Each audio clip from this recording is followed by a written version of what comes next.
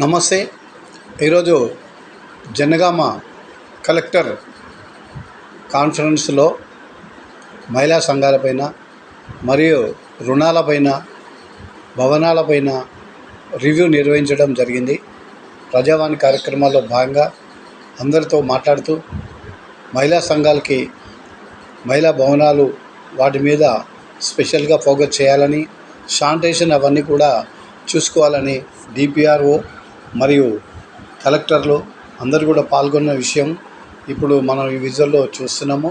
Collector గారు అందరికీ కూడా ఈ విషయాలు చెబుతూ ఆ మహిళలు అత్యధికంగా ఎదగాలని చెప్పారు.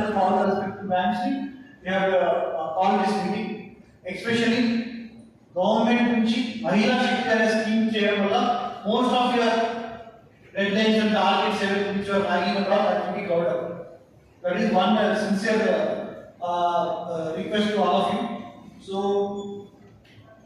తెలుసా అందరికి మహిళా శక్తి ప్రోగ్రామ్ ఉంది అని. So the point is government of Telangana has prestigiously, so this is the first year.